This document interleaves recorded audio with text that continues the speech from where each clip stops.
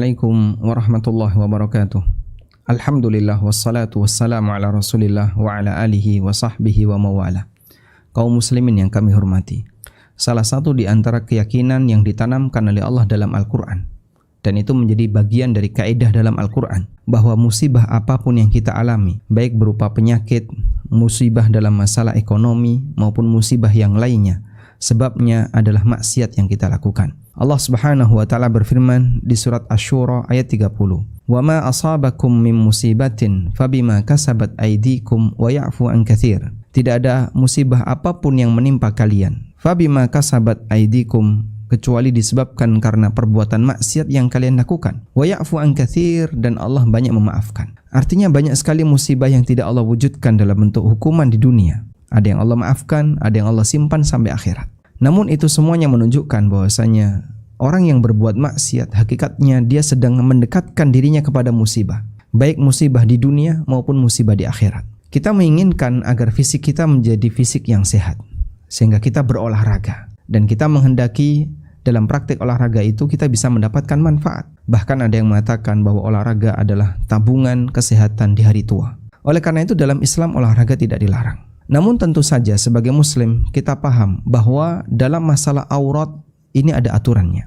Dan salah satu di antara aturan aurat adalah tidak boleh menampakkan aurat dan tidak boleh menampakkan lekuk tubuh yang itu merupakan bagian dari aurat. Sehingga seorang wanita misalnya dia menggunakan pakaian yang ketat saat dia berolahraga, atau lelaki yang dia menggunakan celana yang ketat ketika berolahraga sehingga sampai menampakkan tonjolan-tonjolan yang ada dalam badannya, semua itu bagian dari bentuk pelanggaran dalam masalah aturan dalam menutup aurat. Dan pelanggaran ini bisa menjadi sebab dan pemicu munculnya musibah. Artinya ada orang yang menghendaki hidupnya nyaman, hidupnya sehat, fisiknya baik, tapi dalam kondisi yang sama dia mendekati pada sebab yang mendatangkan musibah bagi dia. Bisa jadi musibahnya dalam bentuk kecelakaan, dalam bentuk penyakit-penyakit yang mendadak yang tidak dia sadari. Maka imbangi antara kesehatan fisik, upaya untuk menuju kesehatan fisik dengan upaya untuk melakukan kesehatan batin. Sehingga jangan sampai di saat kita memperhatikan kesehatan fisik, namun kita justru melakukan pelanggaran terhadap kesehatan batin disebabkan karena kita berbuat maksiat.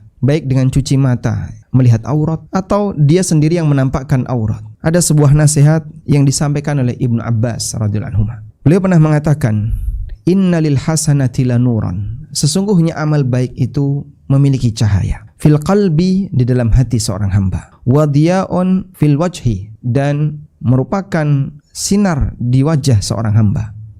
Wa sa'atan fil rizki, dan di sana akan ada kelonggaran dalam masa rizki.